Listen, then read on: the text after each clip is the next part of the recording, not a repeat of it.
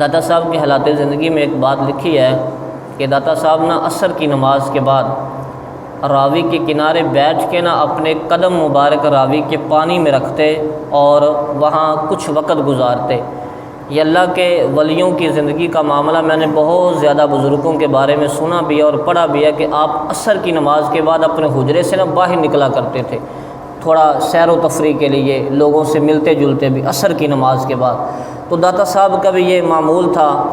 تو آپ فرماتے ہیں کہ ایک ہندو میرے قریب سے گزرتا، اس کے پاس نا چوری ہوتی اور ایک بہت بڑا بت تھا، اس کے پاس وہ لے جاتا، کچھ دیر اس کے سامنے رکھتا، اس کے بعد اٹھاتا واپس لے جاتا۔ آپ فرماتے ہیں میں اسے روزانہ دیکھتا، وہ میرے قریب سے گزر کے جاتا۔ ایک دن آپ نے فرمایا کہ بھائی میری بات سنو۔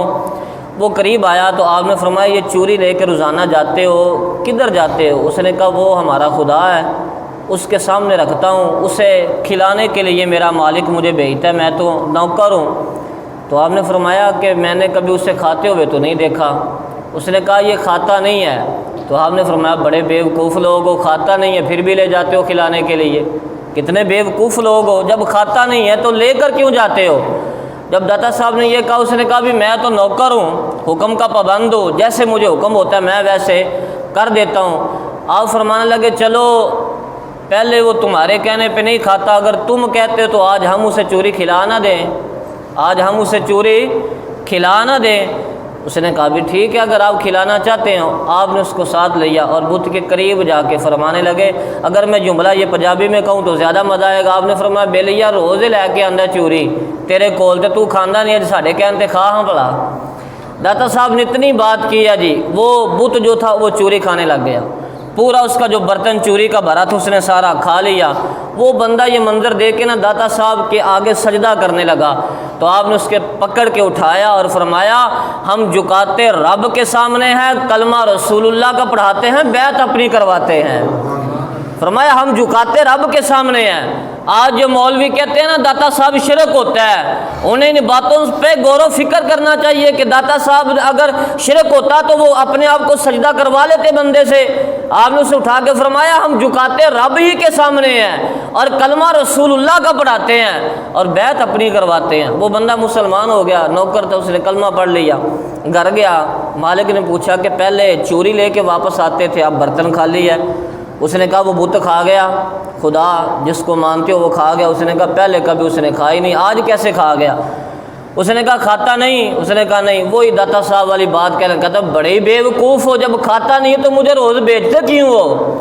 وہی جو داتا صاحب نے اسے بات کی تھی نا وہی اسے، حالانکہ پہلے وہ ملازم بڑا اپنے مالک سے ڈرتا تھا، لیکن کلمہ پڑھنے کے بعد، داتا صاحب کا بیعت ہونے کے بعد پھر ڈرا نہیں ہے۔ اس کے بعد کہتا ہے بڑے بیوقوف ہو، روزی بھیج دیتے ہو مجھے جب وہ کھاتا ہی نہیں ہے، اور اپنے ہاتھوں سے یہ تراشے ہوئے تمہارے بت ہیں اور پھر بھی تم ان کو مانتے ہو، اپنے ہاتھوں سے تیار کرتے ہو انہیں، پھر ان کی پوجا کرنا شروع کر دیتے ہو، کیسے تم لوگ ہو؟ اس نے کہا بھی بتا تجھے ہوا کیا ہے، پہلے کبھی تو نے ایسی باتیں نہیں کی۔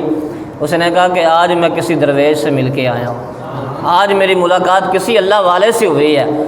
اس نے کہا اچھا اگر تم کہتے ہو نا کہ بت کھا گیا تو میں بھی دیکھنا چاہتا ہوں اس نے کیسے چوری کھائی، چلو اس بزرگ کے پاس مجھے بھی لے جاؤ۔ وہ دو چار کٹھے لوگ ہو کے نا داتا صاحب کے پاس آئے گا۔ آپ نے فرمایا دو دو چار چار کر کے نہ آؤ، اسی اپنا آپ نہیں منواندے، اسی تو رب دی ذات نو منوانے ہیں۔ جننے ہگے ہو نا جڑے نہیں مانتے سارے کٹھے ہو کے آ جاؤ، جننے بھی ہو نا سارے ایکو باری آؤ، اچھا تاکہ بار بار سانو اپنا آپ ظاہر نہ کرنا پوے، ایکو باری تانوں وکھائیے تو تسی سارے سدھی لائن تے آ جاؤ۔ داتا صاحب نے فرمایا سارے ہی آ جاؤ۔ اب وہ پوری بستی تھی ایک لوگوں کی، وہ سارے اکٹھے ہو گئے، کچھ لوگ تماشا دیکھنے کے لیے بھی آ جاتے ہیں کہ دیکھتے ہیں بابا کرتا کیا ہے۔ داتا صاحب رحمۃ اللہ علیہ کی بارگاہ میں آ گئے تو آپ نے اللہ کے حضور سجدہ کیا اور عرض کی اے میرے اللہ تو جانتا ہے میں اپنا آپ نہیں منوانا چاہتا ان لوگوں سے، میں تو تیری ذات کا پتہ بتانا چاہتا ہوں اور میں تیرے نبی کا غلام بنانا چاہتا ہوں ان لوگوں کو۔ مالک آج یہ سارے اکٹھے ہو کے آ گئے ہیں، جیسے پہلے اس نے چوری کھائی تھی نا، میں عرض کرتا ہوں آج بھی یہ چوری کھا لے۔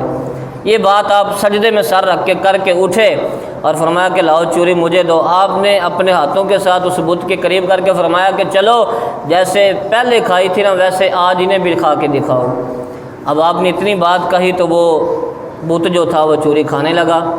جب اس نے چوری کھا لی تو لوگوں نے یہ منظر دیکھا تو سارے داتا صاحب کی طرف دوڑے، سجدہ کرنے لگے، کیونکہ کافر تھے، پتہ ہی نہیں تھا کس کو سجدہ کرنا ہے۔ آپ نے فرمایا بڑے بیوقوف لوگ ہو، ابھی تمہارے سامنے میں کسی اور کے آگے جھکا ہوں، تم میرے سامنے کیوں جھک رہے ہو؟ ابھی تم نے مجھے دیکھا نہیں، سجدے میں میں نے سر رکھا تھا، اور میرا رب بھی وہ ہے جو زمین آسمان بنانے والا ہے، میں بھی اسی کی عبادت کرتا ہوں، تم پھر میری طرف آ رہے ہو۔ آپ نے وہی جملہ پہلے والا کہا کہ ہم جھکاتے رب کے سامنے ہیں، کلمہ رسول اللہ کا پڑھاتے ہیں، بیعت اپنی کرواتے ہیں۔ وہ ساری بستی داتا صاحب رحمۃ اللہ تعالیٰ علیہ کی یہ کرامت دیکھ کے مسلمان ہو گئی، کلمہ پڑھ لیا۔ تو یہ جو اللہ کے نیک بندے ہوتے ہیں نا، ان کی کرامت کے اندر بھی اللہ تعالیٰ نے یہ اثر رکھا ہوتا ہے، کوئی نہ کوئی بندہ ان کی کرامت دیکھ کے سیدھے رستے پہ آ جاتا ہے۔